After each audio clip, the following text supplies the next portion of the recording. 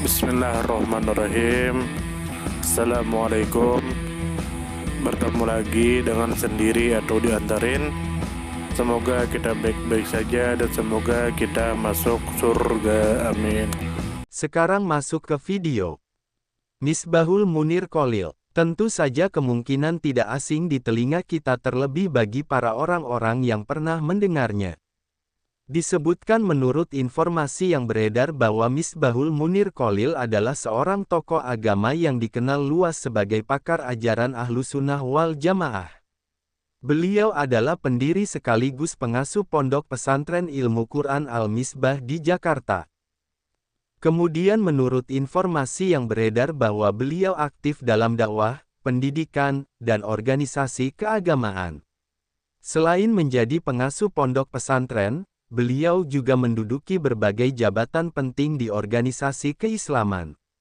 Di antaranya sebagai Wakil Ketua Lembaga Dakwah Pengurus Besar Nahdlatul Ulama, Wakil Ketua Komisi Dakwah Majelis Ulama Indonesia Pusat, Ketua Umum Pengurus Pusat Aswaja Nahdlatul Ulama Center, serta pengajar tetap di berbagai lembaga pendidikan kader dai.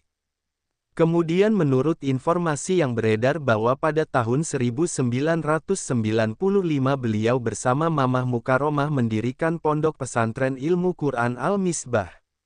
Pada periode 2005 sampai 2009 beliau menjadi Sekretaris Komisi Fatwa Majelis Ulama Indonesia Jakarta Utara. Pada periode 2015 sampai 2020 beliau menjadi Wakil Ketua Lembaga Dakwah Pengurus Besar Nahdlatul Ulama dan Wakil Sekretaris Komisi Dakwah Majelis Ulama Indonesia Pusat.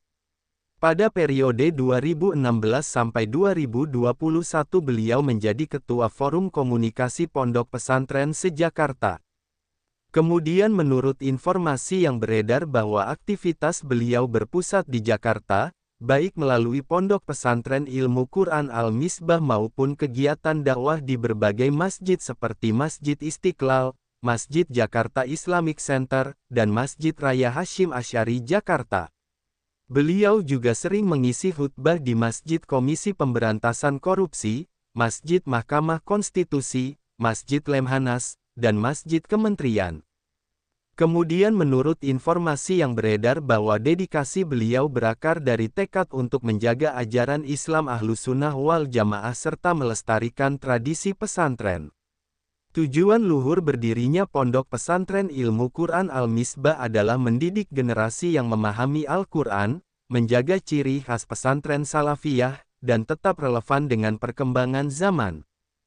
Kemudian menurut informasi yang beredar bahwa beliau berdakwah melalui berbagai cara, baik secara langsung melalui majelis taklim maupun melalui media massa dan media sosial.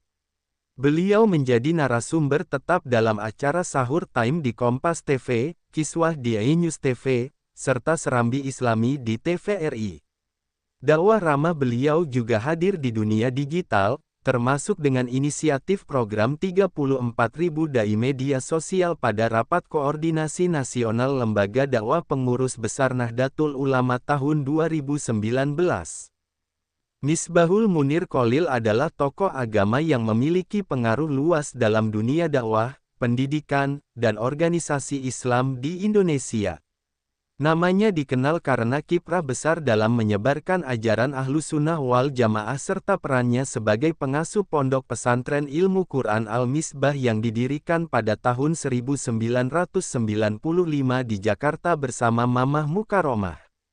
Pondok pesantren tersebut tidak hanya menjadi pusat pendidikan Al-Quran, tetapi juga sebagai wadah untuk menyiapkan kader dakwah yang sejalan dengan nilai-nilai Islam rahmatan lil alamin. Selain menjadi pengasuh pondok pesantren, beliau aktif di berbagai organisasi keagamaan nasional. Beliau pernah menjabat sebagai Sekretaris Komisi Fatwa Majelis Ulama Indonesia Jakarta Utara pada periode 2005 sampai 2009 dan menjadi anggota Komisi Fatwa Majelis Ulama Indonesia Daerah Khusus Ibu Kota Jakarta. Pada periode 2015 sampai 2020 beliau dipercaya menjadi Wakil Ketua Lembaga Dakwah Pengurus Besar Nahdlatul Ulama sekaligus Wakil Sekretaris Komisi Dakwah Majelis Ulama Indonesia Pusat. Pada periode 2016 sampai 2021 beliau menjabat Ketua Forum Komunikasi Pondok Pesantren se-Jakarta. Beliau juga aktif di Ikatan Keluarga Madura sebagai Wakil Ketua Yayasan. Dalam dunia media, beliau dikenal luas sebagai narasumber tetap di acara Sahur Time di Kompas TV yang pernah mendapat predikat acara keagamaan talkshow terbaik menurut Komisi Penyiaran Indonesia. Beliau juga menjadi narasumber dalam acara Kiswah di iNews TV serta pengisi tetap program Serambi Islami di TVRI. Keberadaan beliau di media massa semakin memperkuat pengaruh dakwah ramah yang dapat diterima masyarakat luas. Beliau pun menjadi tokoh penting di balik inisiatif dakwah digital. Pada Rapat Koordinasi Nasional Lembaga Dakwah Pengurus Besar Nahdlatul Ulama tahun 2019 lahir program 34.000 Dai Media Sosial sebagai upaya memenuhi jagat maya dengan dakwah yang menyejukkan. Selain itu, beliau rutin mengisi kajian kitab Bulughul Maram di masjid-masjid besar Jakarta seperti Masjid Istiqlal, Masjid Jakarta Islamic Center, dan Masjid Raya Hasyim Asy'ari. Beliau juga dipercaya mengisi khutbah di lembaga-lembaga penting negara seperti Masjid Komisi Pemberantasan Korupsi, Masjid Mahkamah Konstitusi, Masjid Lemhanas, dan Masjid Kementerian. Kepercayaan tersebut menunjukkan bahwa dakwah beliau diterima oleh berbagai kalangan, baik masyarakat umum maupun kalangan pejabat negara. Peran beliau dalam dunia pendidikan juga tampak dari keterlibatannya sebagai pengajar tetap di pendidikan kader Dai Pengurus Besar Nahdlatul Ulama dan pendidikan Dai Penggerak Nahdlatul Ulama. Dengan cara itu beliau mendidik generasi baru Dai yang siap berkiprah di tengah masyarakat. Keseluruhan kiprah beliau memperlihatkan sosok pemimpin pesantren yang memahami bahwa pendidikan agama harus selaras dengan perkembangan zaman tanpa meninggalkan akar tradisi pesantren salafiyah. Beliau mampu menyeimbangkan antara ajaran klasik yang kokoh dengan metode dakwah modern yang menggunakan media sosial dan televisi. Pelajaran hidup dan nilai positif. Dari perjalanan hidup Misbahul Munir Kholil dapat diambil pelajaran bahwa menjaga tradisi tidak berarti menutup diri dari kemajuan zaman. Beliau membuktikan bahwa nilai luhur pesantren tetap dapat dipertahankan sambil mengembangkan cara-cara baru dalam berdakwah. Sikap beliau mengajarkan arti konsistensi dalam menjaga ajaran, kesediaan untuk beradaptasi dengan perubahan, serta komitmen untuk berdakwah dengan pendekatan ramah dan sejuk.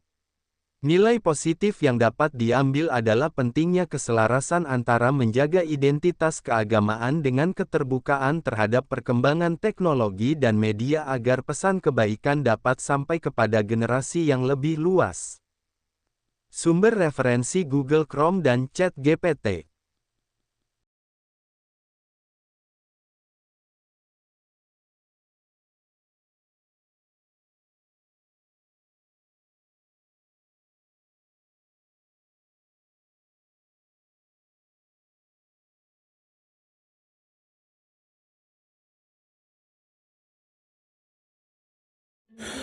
Tentu kita tahu bahwa dalam setiap perjalanan hidup selalu ada saat ketika diri kita merasa lelah, goyah, bahkan ingin menyerah. Namun di balik setiap perintangan tersembunyi peluang untuk tumbuh dan menguatkan diri kita. Hari ini adalah kesempatan baru, saat yang tepat untuk kembali menyusun niat, memperbaiki langkah, dan meyakini bahwa setiap tetes usaha tidak akan pernah sia-sia. Bangkit bukan karena tidak pernah jatuh, tetapi karena memilih untuk tidak tinggal dalam kejatuhan.